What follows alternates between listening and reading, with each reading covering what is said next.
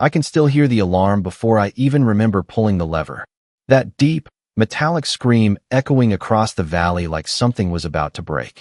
The ground under my boots vibrated, steady and heavy, like a heartbeat getting faster. Below me, 40 brand-new houses sat in perfect rows, fresh paint, clean driveways, kids' bikes on the lawns.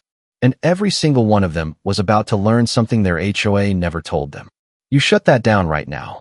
Margaret Whitmore's voice cut through the wind behind me, sharp and shaking. I didn't turn around. My hand stayed on the steel control handle, cold and solid in my grip. Water was already moving behind the dam. You could hear it. Low at first, then louder, then impossible to ignore. Like a freight train waking up. I took a slow breath. Dirt, wet grass, a hint of oil from the machinery. Familiar. This place had always smelled like that.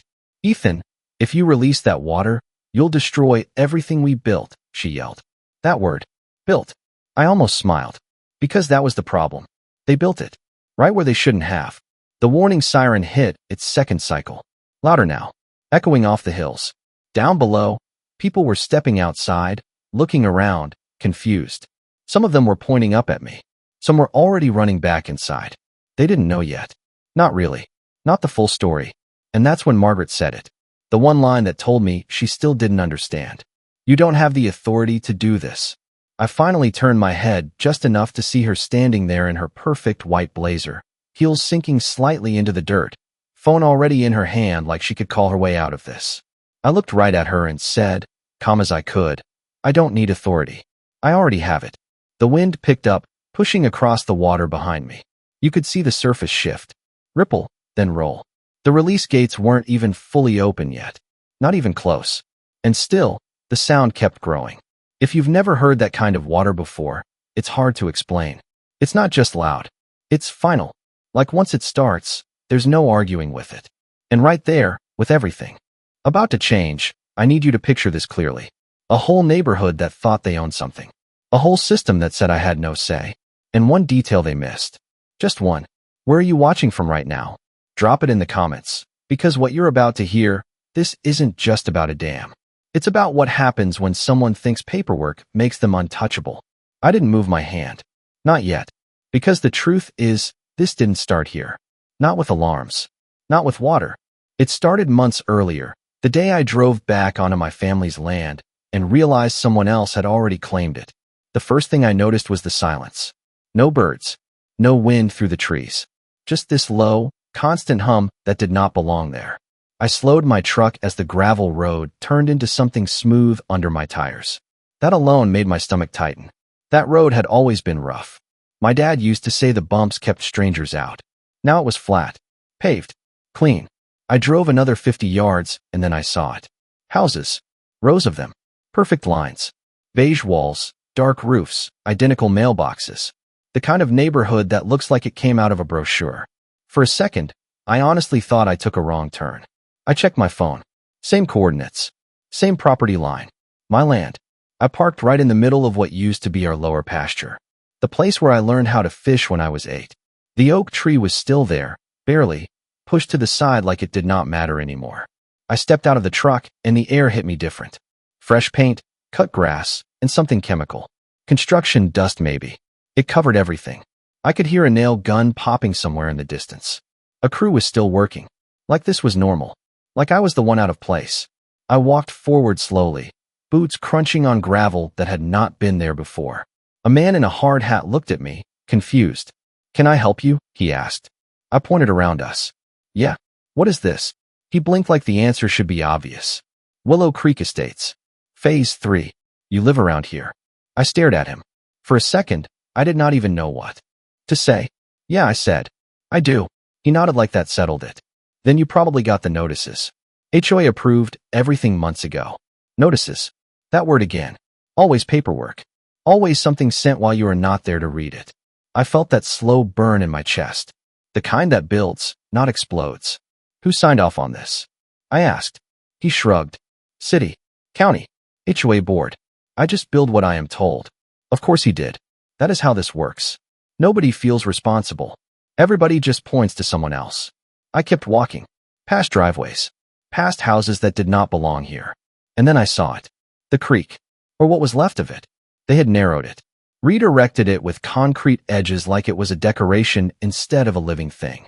The water was lower, way lower than it should have been. My eyes followed the flow upstream, back toward the dam. That is when something clicked. Not panic. Not yet. Just focus. I turned back toward the houses, and that is when she showed up. Margaret Whitmore, walking like she owned every inch of dirt under her feet. White outfit, sunglasses, phone in hand, smile that did not reach her eyes. "Well," she said, stopping a few feet away from me. "You must be Ethan." I did not answer right away. I just looked at her, taking in the confidence, the calm, like she had already won something I had not even realized I was playing. "This is my land," I said finally. Simple, clear, no yelling, no drama. She tilted her head slightly, like she was talking to a child who did not understand the rules. "It was," she said. "But when a property is left unattended for long enough, the community has options. Legal options." There it was. The word that always sounds clean until you look closer. Legal. I could feel my jaw tighten, but I kept my voice steady. "I never sold anything." She smiled wider. "You did not have to." Then she stepped a little closer, lowering her voice just enough to make it feel personal. "You should have stayed closer to home." That line stuck with me. It still does. Because in that moment, standing there on land my family had owned for 3 generations, I realized something important. This was not a mistake. This was planned. And if they planned this much, then they believed they had already covered everything. Everything except one thing they never thought to check. I did not argue with her. That was the first thing I got right. Because standing there, looking at those houses, hearing her talk like everything was already decided, I realized something simple. If I reacted fast, I would lose fast. People like Margaret count on that. They push, they pressure, they make you emotional so you make mistakes. So I nodded once and said, "Okay." That threw her off for half a second. You could see it in her face. Not much, just a flicker. Then she smiled again, like she recovered. "Smart choice," she said. "We can discuss compensation options if you are reasonable." Compensation. Like she was doing me a favor. I did not answer. I just turned and walked back to my truck. My boots felt heavier on the way back. Not because I was tired. Because I was thinking. Every step, I replayed what I saw. The road. The creek. The houses. The timing. None of this happened overnight. Which meant paperwork. Permits. Signatures. I got in my truck, shut the door, and just sat there for a second. Quiet. The engine ticking as it cooled. My hands resting on the steering wheel. I was not angry anymore. Not the loud kind. This was different. This was quiet anger. The kind that pays attention. I drove straight into town. Did not go home. Did not call anyone. Just went to the county records office. Old building. Fluorescent lights that hum. Smell of paper and dust. The clerk looked at me like I was just another person with a simple question. "Property records?" she asked. I nodded. "Caldwell land.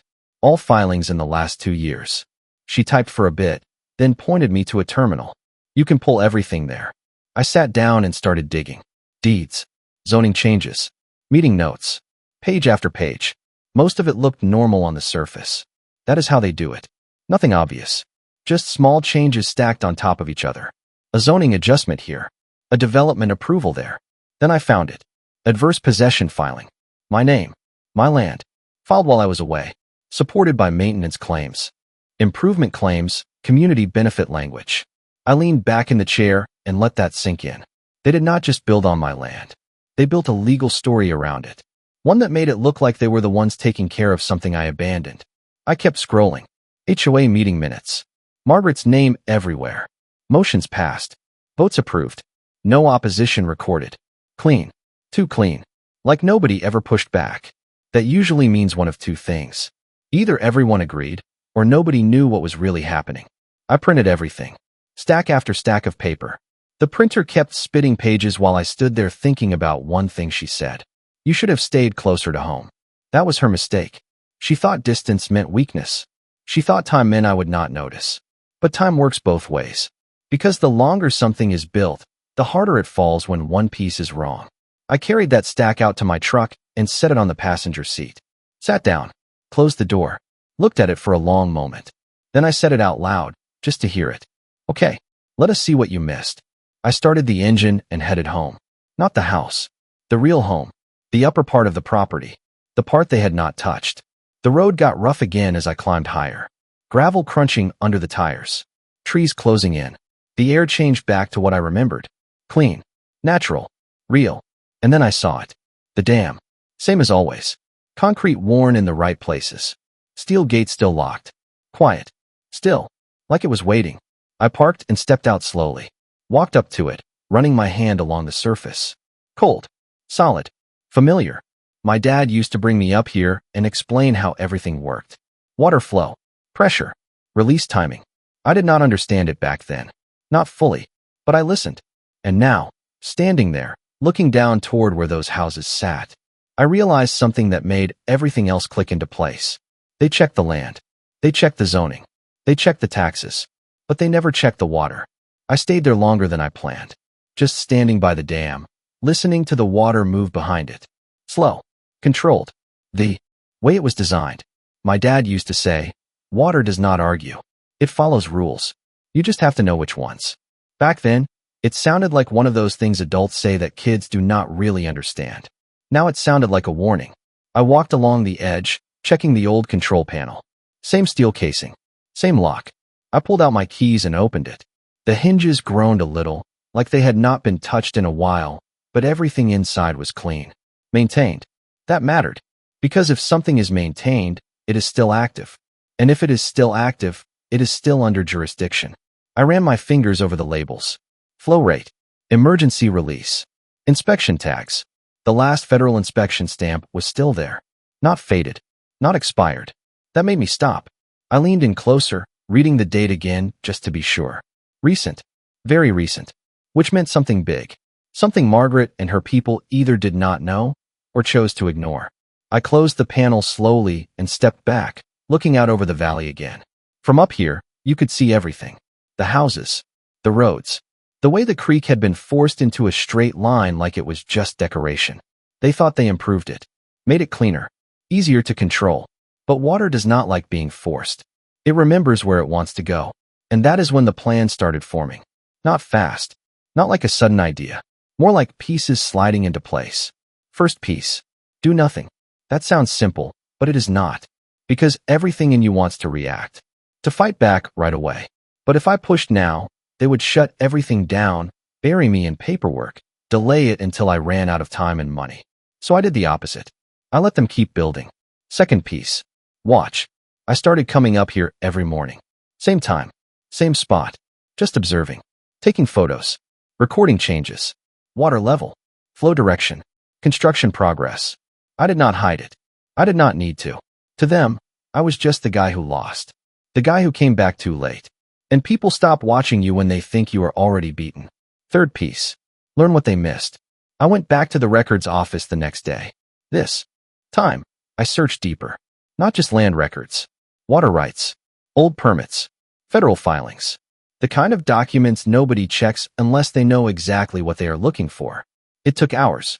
Then it took days. But eventually, I found it. A document older than anything Margaret had filed. Dated back decades. My grandfather's name on it. Official stamp. Water rights tied to this entire watershed. Not just the land I stood on. Everything downstream too. I read it 3 times to make sure I was not misunderstanding. Senior rights. Priority rights. Legal language that basically said one thing. The water here did not belong to the neighborhood. It did not belong to the city. It belonged to whoever held that document. And that was me. I leaned back in that chair again, same as before, but this time it felt different. This was not just a piece of paper. This was leverage. Real leverage. The kind you do not use right away. The kind you wait for. Because timing matters more than anything.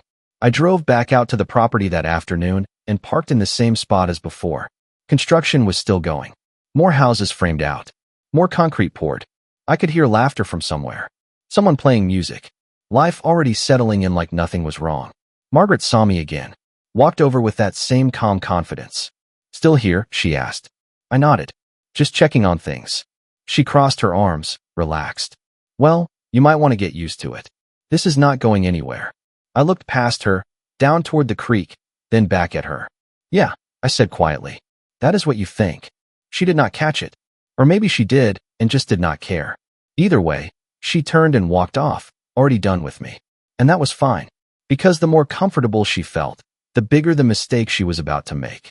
I stood there a little longer, then headed back up toward the dam again. The sun was lower now, casting long shadows across the water.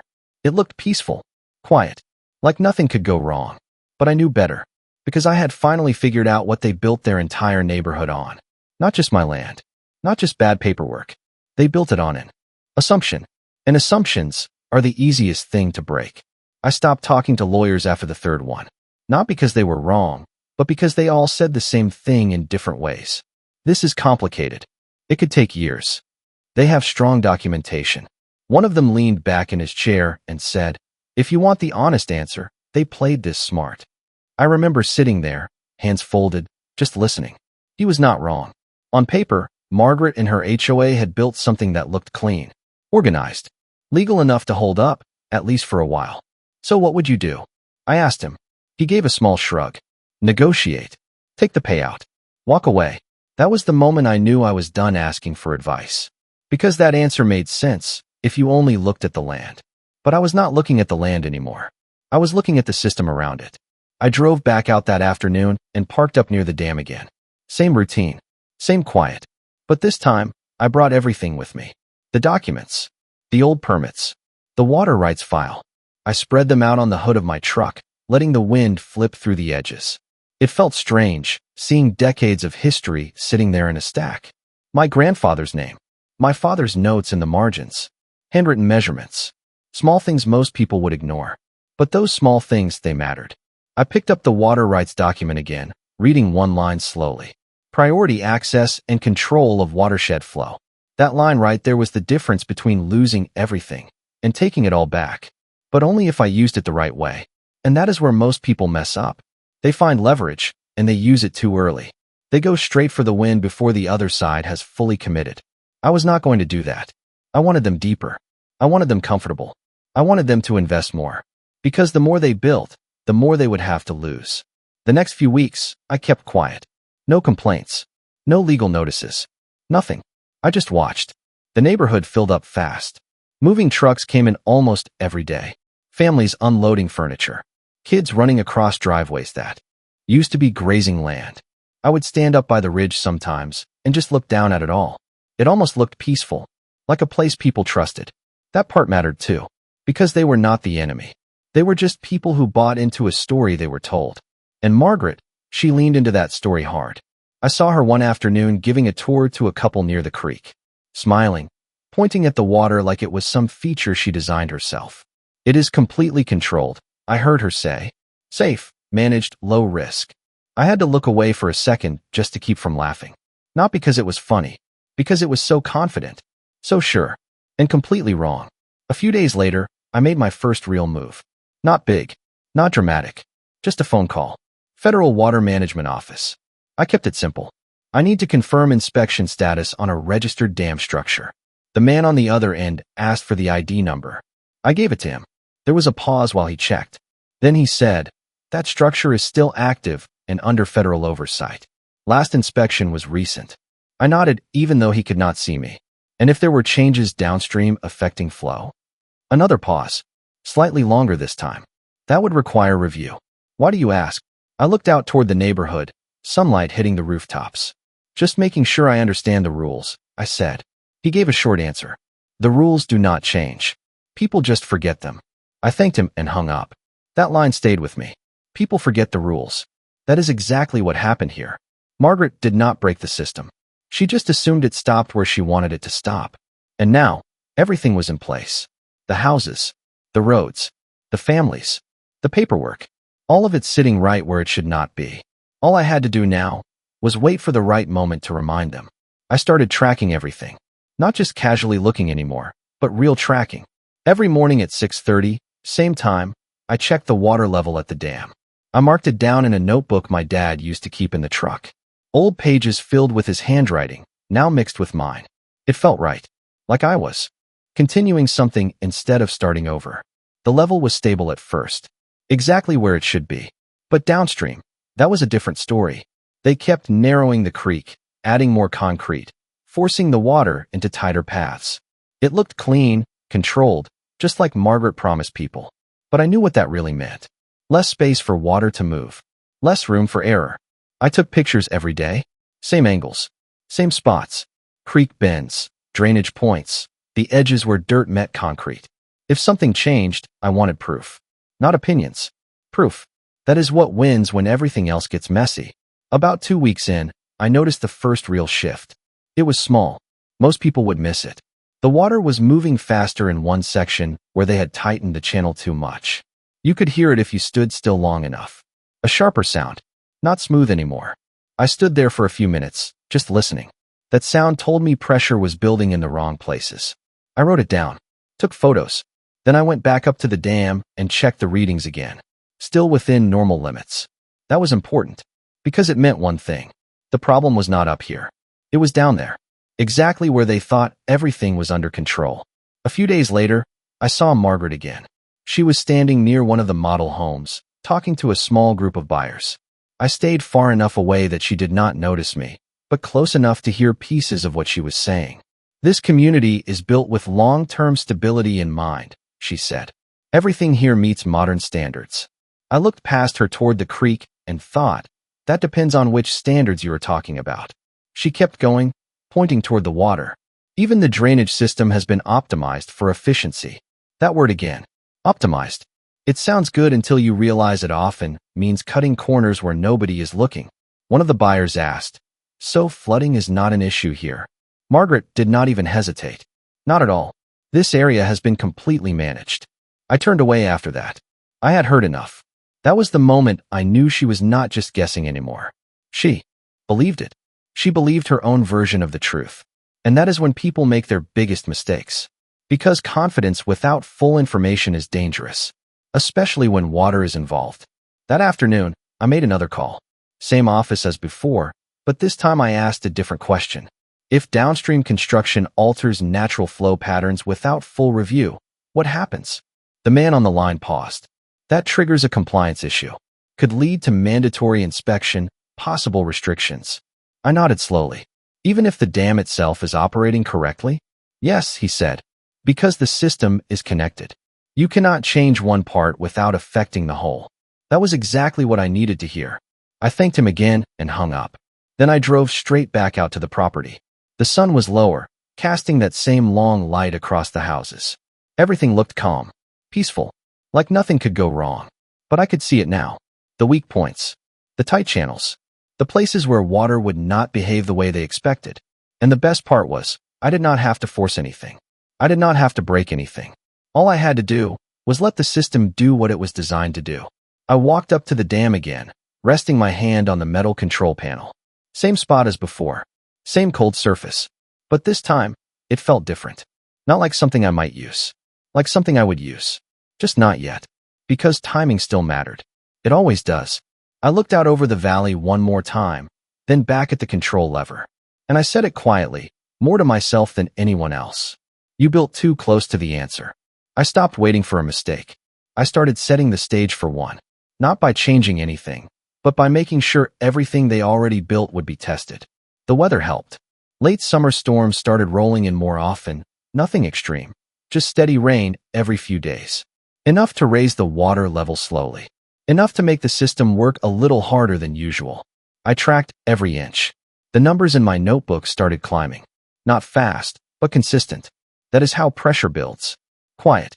Predictable. Easy to ignore if you are not looking for it. Down below, life kept moving like nothing was wrong. Kids riding bikes, sprinklers running in the morning, people walking dogs along that perfectly straight creek they thought they controlled. I watched them from the ridge one evening, arms resting on the fence, just taking it all in. It looked normal. That was the problem. Because when everything looks normal, nobody asks questions.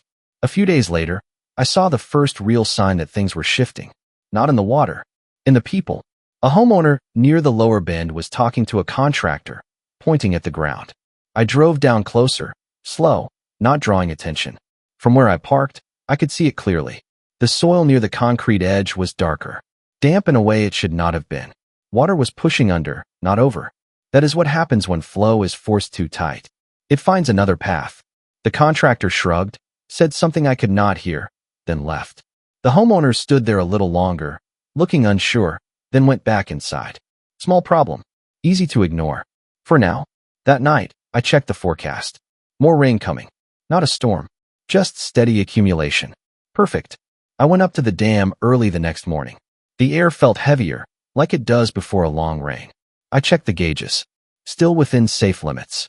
Everything up here was working exactly as designed. That part mattered more than anything.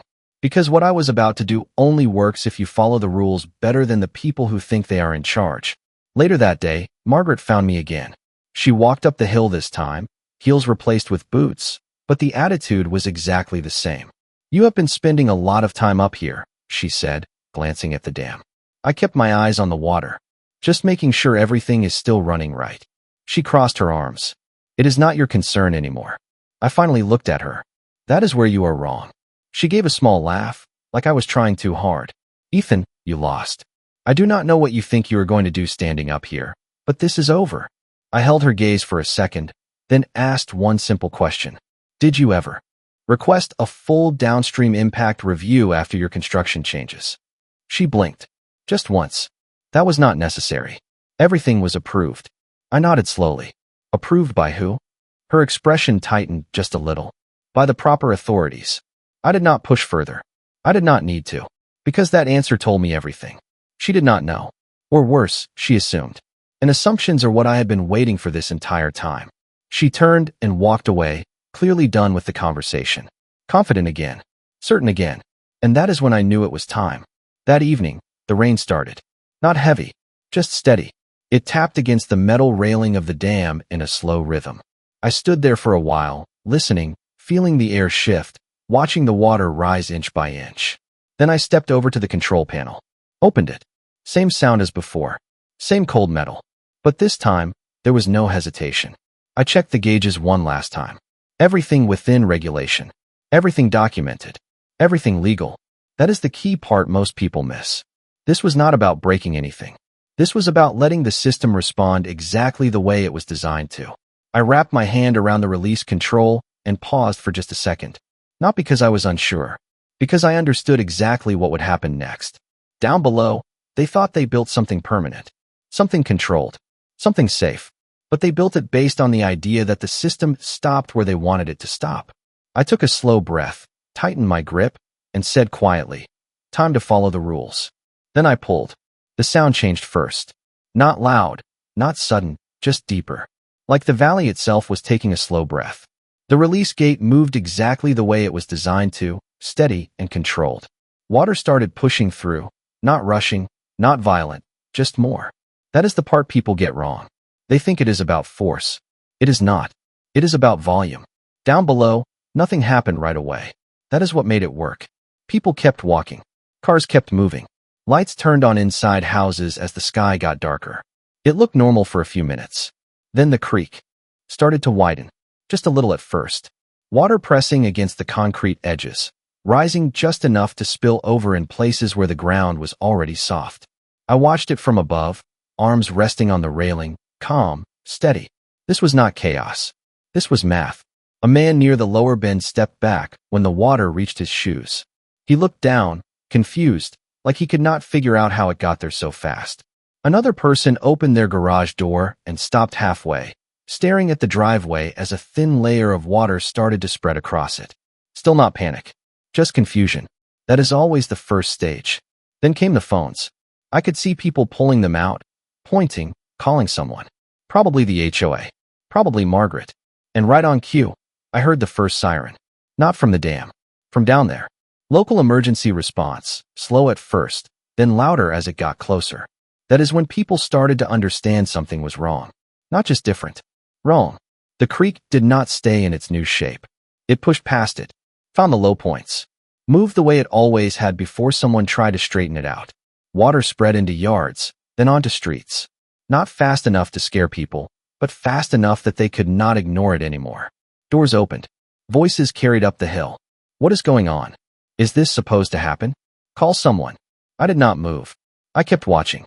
Every second of it. Because this was the proof. This was the moment everything they built started answering to something bigger than their plan. My phone buzzed in my pocket. I did not need to check it to know who it was. A second later, it rang. I pulled it out, looked at the name, then answered.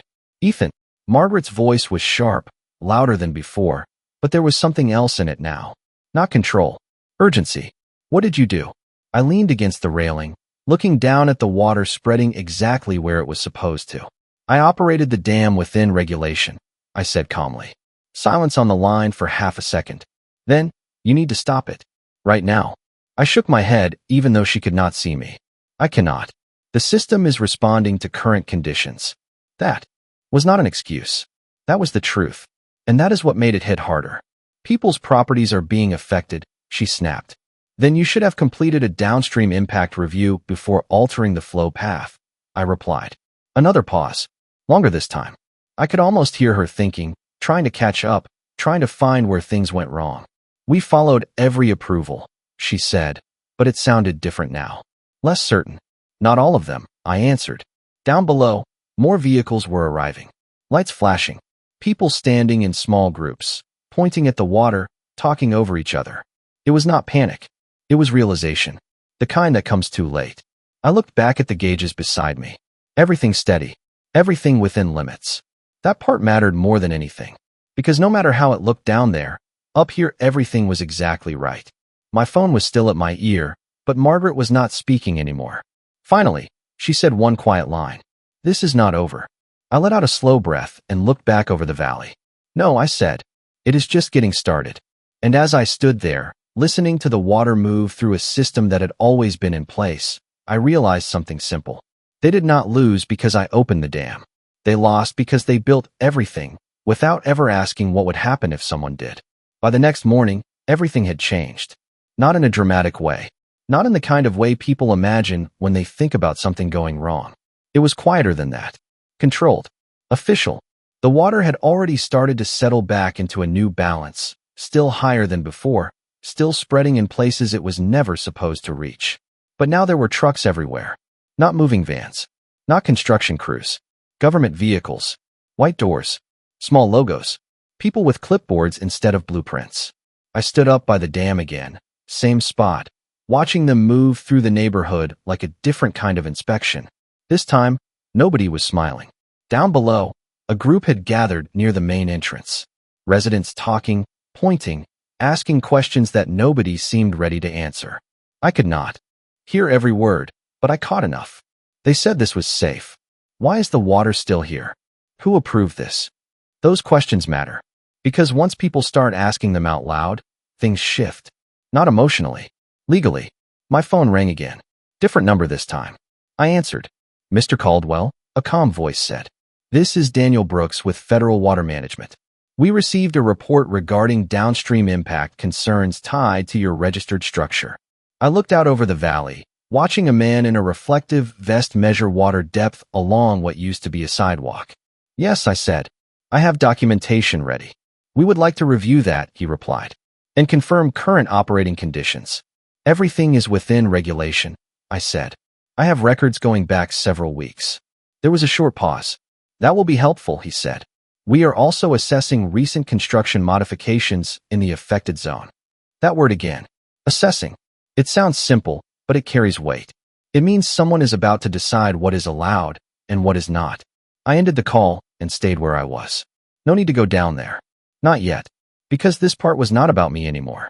This was the system doing what it is supposed to do when someone finally points at the right problem. A few hours later, I saw Margaret again.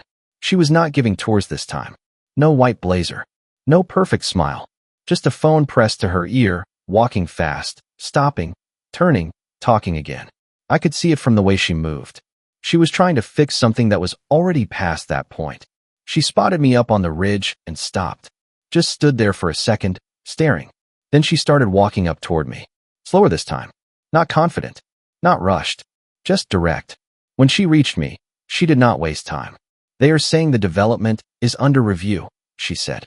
Her voice was steady, but thinner than before. They are saying permits might not cover everything. I nodded once. That is how reviews work. She looked at the dam, then back at me. You planned this. I shook my head. No, I followed the rules. That answer hit harder than anything else I could have said, because there is nothing to argue with when someone follows the rules better than you did. She exhaled slowly, like she was trying to hold something together. People live down there, she said. Families. I looked out over the houses again. Same view. Different meaning now. They should have been told the truth, I replied. She did not respond right away. Then she asked the only question that really mattered. What happens next? I let that sit for a second before answering. That depends on what the review finds, I said. If the construction changed natural flow without proper clearance, it gets flagged. If it is flagged, it gets restricted. Restricted? She repeated. In some cases, reversed. She closed her eyes for just a moment. Not long. Just enough to understand what that meant. All those houses. All that work. All those decisions built on one assumption. And now that assumption was being tested. I turned back toward the dam, resting my hand on the railing again. The water moved steady now. Calm again. Like nothing had happened. But everything had. Because the truth is, this was never about the moment I pulled that lever. That was just the part people could see. The real part happened long before that. In documents nobody read carefully. In systems people thought they understood. In rules that do not change just because someone wants them to. I looked back at Margaret one last time. She was already stepping away, phone in hand again, voice low, moving faster now, trying to catch something that had already passed her. And as I stood there, watching everything unfold exactly the way it was supposed to, one thought stayed clear in my mind. They thought they took my land. But they never realized they built their entire future on something I never gave away.